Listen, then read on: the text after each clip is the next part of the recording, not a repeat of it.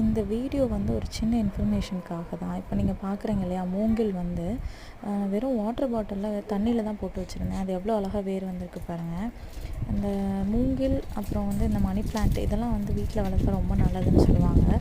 அது எந்தளவுக்கு உண்மைங்கிறதுலாம் எனக்கு தெரியாது. பட் எல்லோரும் இது வீட்டில் வளர்க்கணும்னு நான் ஆசைப்பட்றேன். ஏன்னா பார்த்தீங்களா, 2 பிளாஸ்டிக் ரப்பர் பாட்டில் 2 பிளாஸ்டிக் பாட்டிலில் போட்டு வச்சது எவ்வளோ அழகாக இருக்குது பாருங்கள்.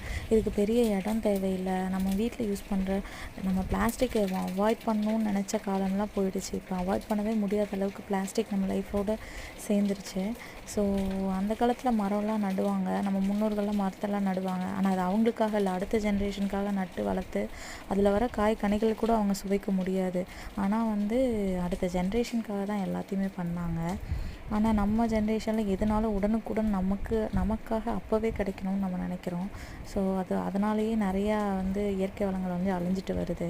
ஸோ ஒரு வீடுகள் பாப்புலேஷன் அதிகமாகிடுச்சு. ஸோ அது யாரையும் சொல்ல முடியாது. பட் இந்த மாதிரி ஒரு சின்ன வாட்டர் பாட்டிலில் நம்ம மணி பிளான்ட் வளர்க்குறதுனால ஒரு பிளாஸ்டிக்கில் இருந்து ஒரு ஆக்சிஜன் நம்ம செடிகளில் வந்து ஒரு ஆக்சிஜன் கிடைக்கிற மாதிரியும் ஆச்சு. கண்டிப்பாக வந்து மணி பிளான்ட்டுக்கு வந்து ஆக்சிஜன் லெவல் வந்து பர்சன்டேஜ் கொஞ்சம் இன்க்ரீஸ் ஆகும் நம்ம வீட்டில் வளர்க்குறதுனால. ஸோ அதுக்காக தான் வீட்டுக்குள்ளே வளர்க்குற செடியாக இது இருக்குது.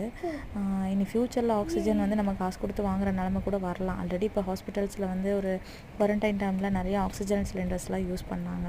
ஸோ இந்த மாதிரி பாட்டில்ஸில் யூஸ் பண்ணுறது பெரிய இடம் தேவையில்லை, பெரிய கார்டன் வைக்கணுங்கிற அவசியம் இல்லை. சின்ன பாட்டிலில் போட்டு வச்சா போதும். அதுவே பெரிய மாற்றத்தை கொண்டு வரும்.